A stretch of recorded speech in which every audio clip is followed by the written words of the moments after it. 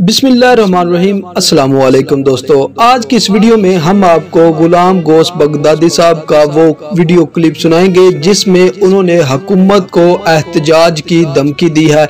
जी नाज़रीन, गुज़श्ता रोज 7 सितंबर को ताजदारे ख़त्म नबूवत कॉन्फ्रेंस हुई जामिया मस्जिद रहमतुल लिल आलमीन में, और वहाँ पर गुलाम गौस बगदादी साहब ने हुकूमत को आखिरी वार्निंग जारी कर दी। आगे चलकर आपको उनका वीडियो क्लिप भी सुनाएंगे।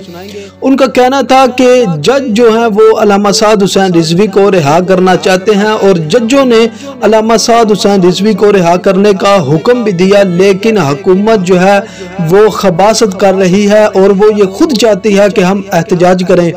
याद रहे कि अल्लामा साद हुसैन रिजवी को तकरीबन 4 माह से जायद हो चुके हैं जेल में, और जजों ने आर्डर भी किया था कि अल्लामा साद हुसैन रिजवी को रिहा किया जाए, लेकिन इसके बावजूद हुकूमत की जानिब से अल्लामा साद हुसैन रिजवी को मजीद 3 माह के लिए नजरबंद कर दिया। तो जी नाज़रीन, अगर कारकुनान धरने के लिए तैयार हैं तो वो कमेंट्स बॉक्स में जरूर बताएं, क्योंकि मेरे ख्याल से अब तहरीक लब्बैक पाकिस्तान के पास आखिरी ऑप्शन जो है वो एहतजाज का बचा है। तो जी नाज़रीन, आए आपको वो छोटा सा क्लिप सुनाते हैं, उसके बाद में इसके बारे में बात करते हैं।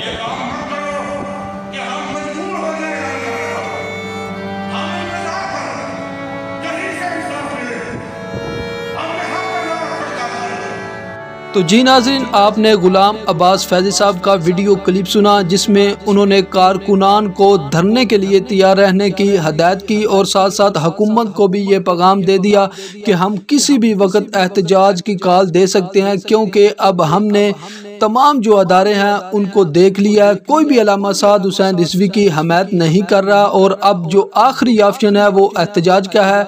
तो जी नाज़रीन, जैसे ही कोई न्यू अपडेट आएगी आपके साथ वो भी फ़ौरन शेयर कर दी जाएगी। हमारे चैनल को सब्सक्राइब करें, वीडियो को लाइक करें और कमेंट्स बॉक्स में अपनी राय का इजहार ज़रूर करें। अल्लाह हाफिज़।